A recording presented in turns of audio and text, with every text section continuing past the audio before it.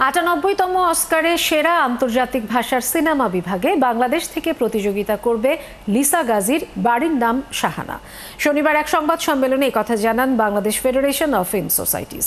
প্রাথমিকভাবে অস্কারের best international feature film বিভাগে পাঠানোর জন্য জমা পড়েছিল ৫টি সিনেমা, সেখান থেকে চূড়ান্ত করা হয় সিনেমাটি। আরও জানাচ্ছেন আরিফ হক। My husband coming? I am your husband.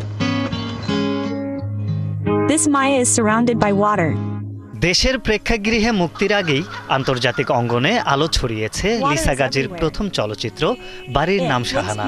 সত্য ঘটনা অবলম্বনে নির্মিত সিনেমাটি এরই মধ্যে শিকাগো, মেলবোর্ন, লন্ডন, রোম ও মুম্বাই প্রদর্শনীর পর বেশ আলোচনায় এসেছে।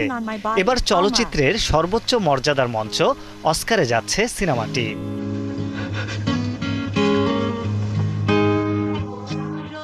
শনিবার এক সংবাদ সম্মেলনে এই তথ্য জানিয়েছেন Bangladesh federation of film societies.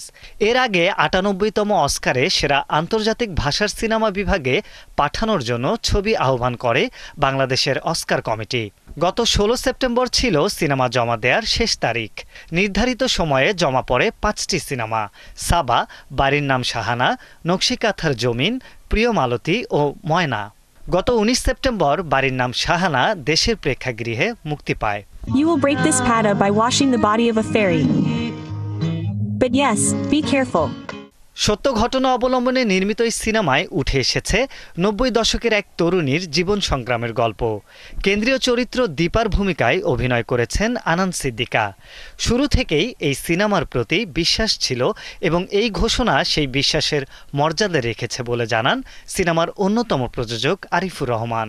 আমাদের নিজেদের গল্প এবং ছবির ভেতরের যে পৃথিবী, সেটার সাথে যদি আপনারা আপনাদের দেখা পৃথিবীর কোনো মিল পান, তাহলে নিশ্চয়ই আপনারা উপভোগ করবেন এবং আমার বিশ্বাস যে আপনারা পাবেন। আপনাদের কাছে মনে হবে যে আপনার নিজের জীবনেরই গল্প, বা আপনার পাশের বাড়ির গল্প, আপনার পাশের ঘরের মেয়েটার গল্প।